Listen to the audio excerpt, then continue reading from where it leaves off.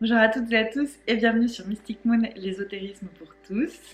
Aujourd'hui, je voulais aborder avec vous un sujet qui pour moi est très important et qui je trouve s'est amplifié récemment. C'est ce qu'on pourrait appeler le burn-out spirituel. Je vais revenir sur cette notion parce qu'elle paraît... je pense qu'elle n'est pas évidente puisque c'est une notion qui n'existe pas vraiment. Donc je vais vous expliquer un petit peu qu'est-ce que c'est que pour moi ce burn-out spirituel. Et puis j'avais envie de vous partager pour moi ce qui est problématique finalement. Et j'espère en fait pouvoir apporter un peu de réflexion, de conscience vis-à-vis de ce sujet-là. Et peut-être des réponses en fait pour avancer plus sereinement dans ces pratiques ésotériques et spirituelles. J'ai tout à fait conscience que tout le monde ne sera pas forcément en accord avec ma vision des choses. Ça reste mon approche de ce que j'ai pu voir, expérimenter et comprendre. Mais je vais aller toucher à certains concepts que je pense d'autres que moi vont adhérer à ces concepts-là, là où moi je ne vais pas du tout adhérer. Et c'est ok, il n'y a aucun problème. Si vous avez envie de rebondir là-dessus, vous pouvez bien entendu rester par contre dans la limite du respect ou de la politesse. Sachez que pour ma part, dès que je considère qu'un commentaire manque de respect ou est vulgaire, il est automatiquement supprimé des commentaires. Donc vous êtes prévenus. Donc d'abord la notion de burn-out spirituel, j'ai avec moi la définition de ce que c'est un burn-out, définition qui est sur Wikipédia. Pourquoi c'est important de revenir sur cette définition? Parce qu'elle est reliée au domaine professionnel. Et moi en fait j'ai pris ce concept-là et je l'ai associé au domaine spirituel. C'est en ça que ça n'existe pas vraiment en soi le burn-out spirituel, puisque on va dire en termes de définition, c'est relié avant tout au domaine professionnel. En gros, ça dit que le burn-out combine une fatigue profonde, un désinvestissement de l'activité professionnelle et un sentiment d'échec et d'incompétence dans le travail. Le syndrome d'épuisement professionnel est considéré comme le résultat d'un stress professionnel chronique, par exemple lié à une surcharge de travail, l'individu ne parvenant pas à faire face aux exigences adaptatives de son environnement professionnel, voit son énergie, sa motivation et son estime de soi décliner. Pourquoi j'ai associé du coup burn-out et spirituel? Parce que j'ai constaté de mon expérience, mais aussi et surtout de personnes que je peux accompagner et aussi des personnes avec qui je peux échanger à travers Mystic Moon, j'ai pu vraiment constater que je retrouvais les mêmes critères dans le domaine spirituel, c'est-à-dire fatigue profonde, désinvestissement, sentiment d'échec surtout, d'incompétence aussi beaucoup, de stress vis-à-vis de ces pratiques-là, d'avoir l'impression de ne pas réussir à faire face à des exigences et de voir du coup finalement son estime de soi décliner par rapport à ces pratiques-là. Ce qui je trouve dramatique. Et c'est pour ça que pour moi c'était important de faire cette vidéo aujourd'hui. C'est pour ça que j'ai mon téléphone avec moi. Je prends toujours des notes avant de faire une vidéo parce qu'il faut quand même que je sache ce que j'ai à dire avant de lancer l'enregistrement de la vidéo. Là je vais les avoir en plus avec moi pendant que je tourne. Alors d'habitude j'essaye de faire ça sans un support. Pour moi c'était important d'avoir ce support pour que ça soit le plus logique possible, que le déroulé soit le mieux possible, même si ça va pas être facile, parce que je touche à plein de sujets qui sont sensibles. Donc dans ces notes que je me suis notées, c'est que aussi pourquoi j'ai envie de faire cette vidéo maintenant, c'est qu'il y a toute cette mouvance des résolutions de la nouvelle année comme on a tous les ans, et ça vient amplifier et souligner cette notion qu'on pourrait appeler du coup de burn-out spirituel, donc cette notion d'exigence des pratiques ésotériques et spirituelles qu'on ne peut pas ou qu'on n'arrive pas à atteindre et qui nous met dans cette posture de stress, d'anxiété, de frustration, de déception, de baisse d'estime de soi, etc., etc. Surtout que pour moi, en plus, si on regarde d'un point de vue uniquement spirituel et ésotérique, les bonnes résolutions de la nouvelle année arrivent pile à un moment où on est dans une phase descendante au niveau des énergies. Alors, il faut bien sûr s'écouter soi. Peut-être que vous, là, en ce début d'année, vous avez un regain d'énergie, que vous avez envie de vous lancer dans plein de nouveaux projets et que les bonnes résolutions tombent à point nommé pour vous. Et dans ces cas-là, c'est génial et foncez. Mais peut-être qu'il y a aussi beaucoup de personnes qui sont dans une phase, comme ce qui se passe dans la nature, avec l'hiver, descendante, avec une énergie faible, avec ce besoin de s'isoler, de se reposer et de ne pas être continuellement dans cette créativité et productivité matérielle ou spirituelle. Et c'est ok aussi. Et donc, c'est réussir à être à l'écoute de soi par rapport à ce que l'on peut entendre et voir de l'extérieur. Et c'est là où c'est très difficile, je pense, parce qu'aujourd'hui, il y a beaucoup d'injonctions qui se sont créées dans le domaine des pratiques ésotériques et spirituelles. Ces injonctions, c'est quoi? C'est le fait que l'on puisse communiquer que voilà ce qu'il faut faire, voilà comment il faut le faire, à quel rythme il faut le faire, etc. etc. Sans prendre en compte le contexte individuel, qui prend en compte son contexte social, économique, émotionnel, psychologique, qui va avoir un énorme rôle dans notre possibilité de nous développer dans ces pratiques-là. Et c'est ça aujourd'hui qui n'est pas pris en compte la plupart du temps et qui du coup, je pense, a des conséquences dramatiques. C'est-à-dire que aujourd'hui, par exemple, c'est un exemple ce que l'on peut voir sur les réseaux sociaux, mais pas que, dans les livres, dans des documentaires, sur YouTube, partout en fait, va communiquer un espèce d'idéal, de rêve de la spiritualité ou des pratiques ésotériques qui sont très souvent inatteignables, déjà parce que les 3/4 du temps c'est faux, c'est-à-dire qu'entre ce qu'on communique, ce qu'on véhicule et la réalité, il y a souvent un grand écart, et puis aussi parce que très souvent, ces personnes-là sont dans un contexte économique et social et ou psychologique et émotionnel qui leur permettent d'avoir cette liberté de développement spirituel et ésotérique. Qu'est-ce que je veux dire par là exactement? Ce que je veux dire, c'est que au-delà de ne pas avoir la possibilité d'être à son écoute et à l'écoute de son environnement, parce qu'on est tout le temps en train de nous dire ce qu'il faut faire, quand et comment, c'est que aussi on n'a pas forcément la possibilité et on est limité par rapport à ce contexte-là. Et c'est là où je vais toucher à un concept sensible où tout le monde ne va pas être d'accord avec moi, et encore une fois c'est ok. Ce qui est problématique pour moi aujourd'hui, c'est que dans les pratiques spirituelles ésotériques, on est beaucoup dans cette idée de la méritocratie, un petit peu reliée à tout ce qui pourrait être le rêve américain et la loi de l'attraction, mais appliquée à la spiritualité, qui est qu'en gros, si tu veux, tu peux. Si je résume.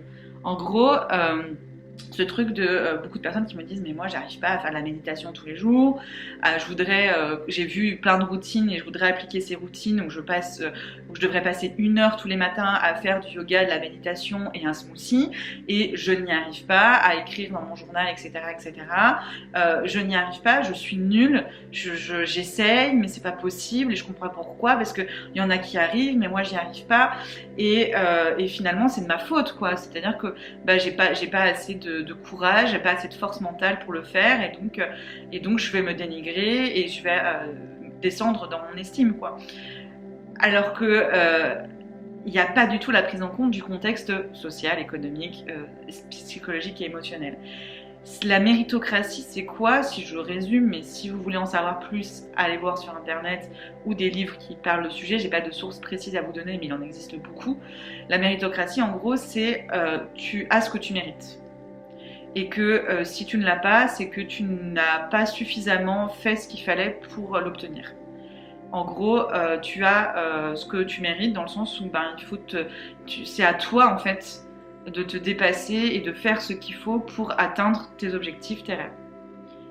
Pour moi, la méritocratie dans la société en général est problématique. Encore une fois, c'est mon avis. Et l'est aussi dans les pratiques spirituelles et ésotériques. Parce que, pour moi, en fonction de son contexte social, économique, psychologique, émotionnel, on n'a pas le même espace pour avoir cette responsabilité individuelle, ce pouvoir individuel de réaliser ce qu'on voudrait réaliser. Concrètement, ce que je veux dire, c'est que quand je vais extrêmement bien psychologiquement, émotionnellement, je suis stable et équilibrée, que j'ai aucun souci financier, que j'ai un gros patrimoine qui fait que l'avenir est certain et que j'ai pas à m'inquiéter de payer mes factures, mon loyer, de perdre mon travail puisque j'en ai presque pas besoin pour vivre, etc., etc. Je vais du coup avoir un espace mental et un espace de temps et des moyens matériels qui vont largement m'aider à développer et faire ce que j'ai envie de faire. Je dis pas qu'il faut tous être rentiers et ne pas travailler pour pouvoir développer une pratique spirituelle ésotérique, bien entendu que non. Par contre, on va pas avoir tous le même espace pour le réaliser et que ça aussi il faut le prendre en compte et que il faut pour moi se déculpabiliser de certains facteurs qu'on ne contrôle pas aujourd'hui.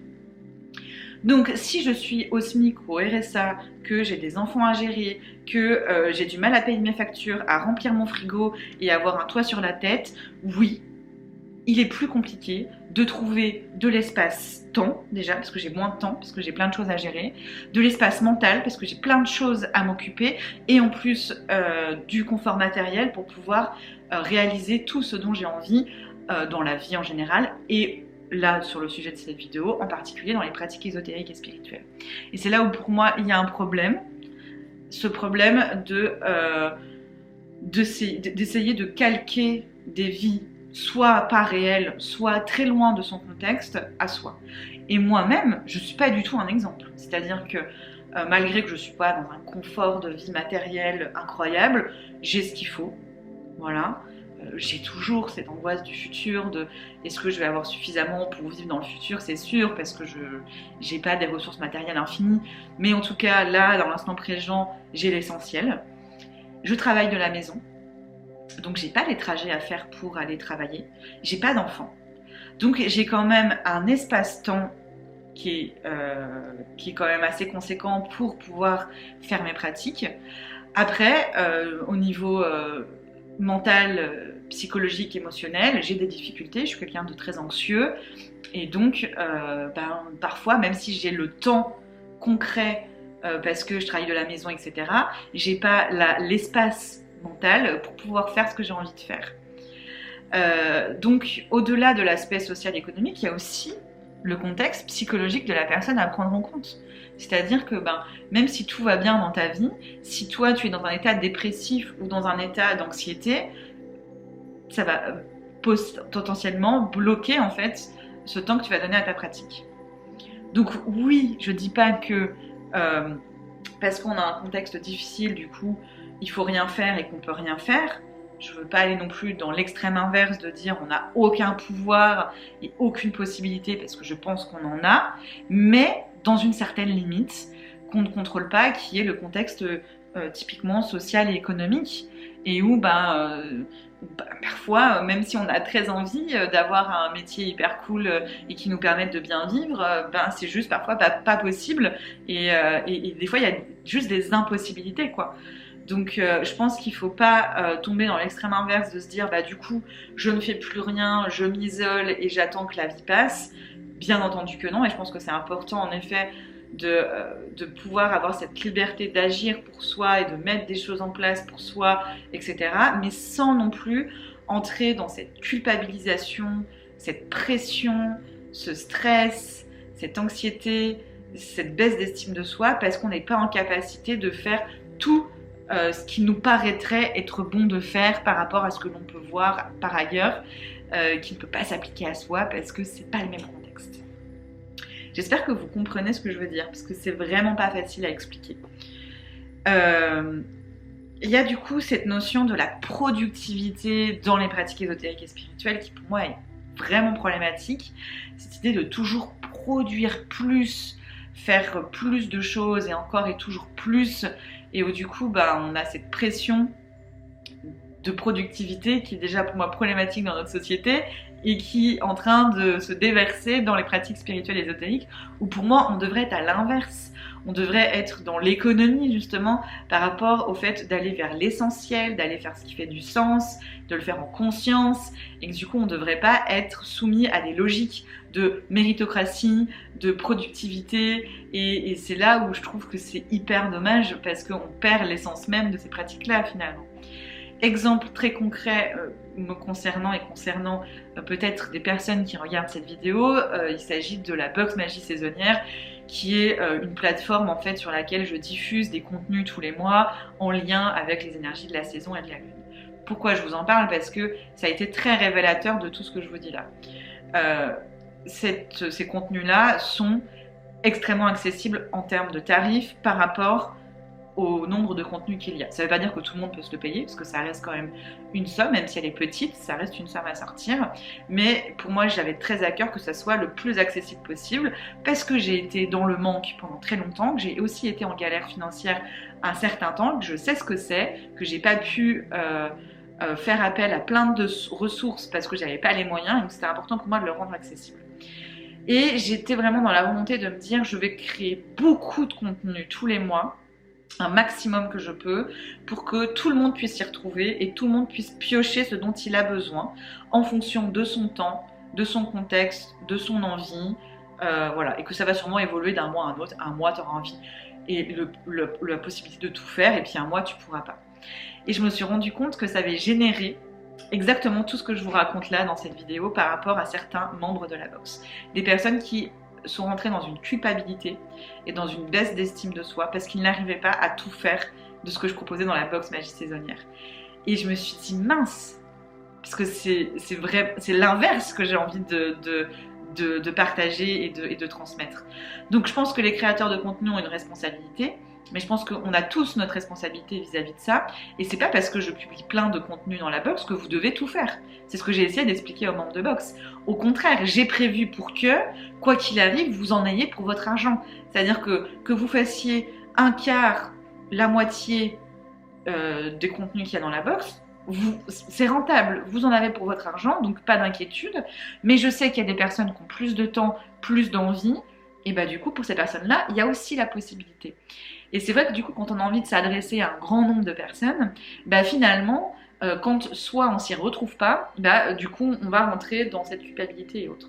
Et ça peut parfois aller jusqu'au burn-out spirituel, quand on essaye de tout faire, tout ce qu'on trouve, parce qu'il y a aussi cette boulimie d'informations et de ressources d'informations.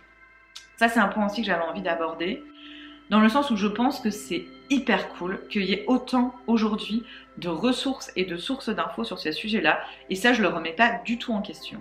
La problématique c'est le fait de se sentir obligé et de penser que il faut suivre et se nourrir de toutes ces sources d'informations. Et donc je pense qu'il y a un nouveau paradigme avec Internet et toutes ces sources d'informations qui nécessitent qu'on s'adapte et que l'on sélectionne et qu'on fasse un travail en fait de sélection qui n'est pas évident parce que ça reste quand même assez récent et assez nouveau. Avant, les sources d'informations étaient beaucoup plus limitées. On allait vers ces sources d'informations pour y accéder. Aujourd'hui, c'est pas du tout la même chose. Aujourd'hui, des sources d'informations, il y en a des milliards. En plus de ça, au-delà que nous on décide de dire je vais m'abonner à tel compte, à telle newsletter, etc. Déjà, je n'ai pas forcément accès au contenu de ce à quoi je me suis abonnée, parce que l'algorithme des réseaux font que c'est pas parce que je m'abonne à un compte que je vais voir son contenu. Donc ça demande une démarche supplémentaire si on veut vraiment suivre la personne, de régulièrement aller voir sur son compte, donc ça nous aide pas. Et en plus de ça, par contre, on va me proposer des contenus que j'ai pas demandé. Donc du coup, ça demande un travail, c'est clair, de sélection de l'information. Et que ce soit avec Mystic Moon ou avec d'autres créateurs de contenu, je vous invite à faire cette sélection. C'est-à-dire que moi, je propose plein de choses dans la box, en gratuit, cette vidéo, d'autres vidéos, etc. Ça ne veut pas dire que tout est important pour vous, que tout est intéressant pour vous et qu'il faut absolument consommer tout Mystic Moon. Pas du tout. Moi, je m'adresse à une large audience et donc je crée des contenus qui va, je pense, intéresser au moins une partie de cette audience. Peut-être des sujets qui vont intéresser tout le monde, peut-être des sujets qui vont intéresser une petite partie de cette audience. Et l'essentiel, c'est que vous alliez prendre ce qui va vous nourrir, va faire du sens et va vous apporter réellement. Et ça aussi, je pense que ça c'est un sujet différent, mais qui est quand même en lien avec ce sujet du burn-out, etc. C'est que du coup, en plus, cette source d'information, elle est constante et c'est parfois difficile à gérer et ça peut générer encore du stress et de l'anxiété supplémentaire, quoi. Et c'est en ça que je pense que c'est important de savoir se protéger en sélectionnant ce qui est vraiment important pour soi. Et typiquement dans la box magiciennaire, j'ai décidé de ne pas réduire mes contenus. J'ai décidé par contre de faire une vidéo pour expliquer le fonctionnement et de dire on déstresse, on prend du recul, tout ce que je partage là ne doit pas être fait. Tout ce que je partage là, c'est une possibilité que je vous offre et à vous de choisir ce que vous voulez faire ou pas. Mais c'est pas facile, hein, j'en ai conscience. Et il faut retrouver cet équilibre et c'est pas simple. De voir aussi par rapport à des cycles. C'est-à-dire que tout l'aspect routinier que l'on peut voir dans ces pratiques-là, pour moi, va complètement à l'encontre de la réalité. C'est-à-dire que y a des mois où on a moins envie, on a moins l'espace, où c'est plus compliqué, et des mois, ou des jours, ou des semaines, hein, ou des années même, où c'est beaucoup plus simple, où il y a beaucoup plus de possibilités. Et on essaye de se calquer un modèle linéaire et immuable à une vie qui, elle, est en constant changement et constant mouvement. Et rechercher un idéal linéaire et immuable avec ce qu'on peut voir, avec... pas de jugement, hein, c'est très inspirant, c'est très sympathique, mais ça peut créer de la pression et c'est pour ça qu'il faut savoir prendre du recul et s'écouter soi avant tout. Toutes ces routines qu'on peut voir, ces conseils qu'on peut donner en disant c'est comme ça, c'est comme ça, c'est comme ça.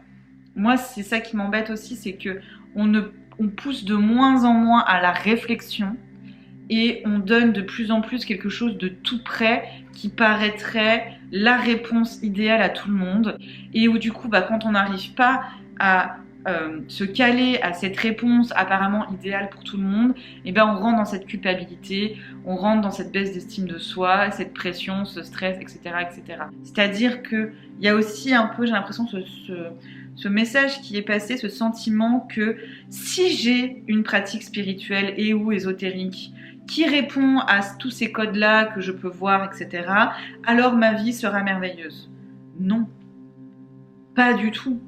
Pour moi, ces pratiques-là, elles n'ont en aucun cas la réponse à tous nos problèmes et ne sont pas une recette miracle pour trouver le bonheur. Pas du tout, du tout, du tout. Ça peut bien entendu aider à aller sur cette voie-là, mais c'est pas suffisant.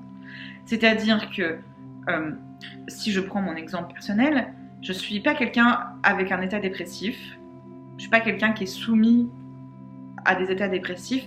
Par contre, je suis quelqu'un de soumis à l'anxiété. J'ai beaucoup d'angoisse, je suis très anxieuse.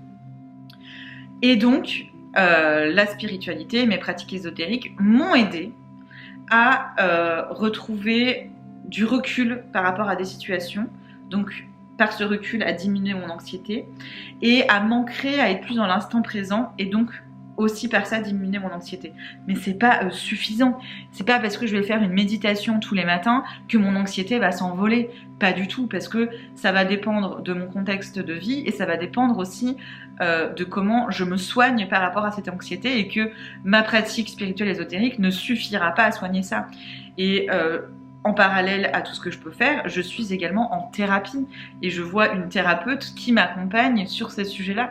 Donc je pense aussi qu'il y a un peu ce truc de la spiritualité, l'ésotérisme, c'est une solution miracle à tous mes problèmes et donc ça va générer encore plus de culpabilité et de baisse d'estime de soi parce qu'on n'arrive pas à faire ça. On n'arrive pas à faire tout ce qu'il faudrait faire apparemment pour avoir une vie spirituelle ésotérique. Et du coup, si on n'arrive pas à être heureux et qu'on n'arrive pas à être équilibré, c'est de notre faute. Parce que je l'ai vu, c'est écrit. Et puis j'ai vu un tel et un tel, elle a fait cette routine spirituelle et depuis sa vie est merveilleuse. Donc si moi j'arrive pas à prendre 1 heure tous les matins pour faire méditation, yoga et smoothie, ma vie... Et j'arriverai jamais à être heureux, quoi. Je pourrai jamais atteindre le bonheur. Et c'est de ma faute parce que j'arrive pas à faire ça. Et ça aussi, c'est dramatique, je pense. Le bonheur, il est pas dans les pratiques spirituelles ésotériques. Il peut nous accompagner vers ce bonheur. Mais c'est de 1, pas suffisant. Et de 2, il n'y a pas une façon d'atteindre ce bonheur. Déjà parce que le bonheur est un concept individuel. Il n'y a pas vraiment un concept universel de ce que c'est le bonheur. Et que ça dépend de tellement de paramètres et de son contexte, etc. etc. C'est le dernier message que j'ai envie de faire passer dans cette vidéo. Parce que pour moi, il est aussi très très important. J'ai dit plein de choses, j'ai touché à plein de concepts qui sont potentiellement sensibles, qui pourront peut-être perturber et mettre des personnes en désaccord, et je le comprends.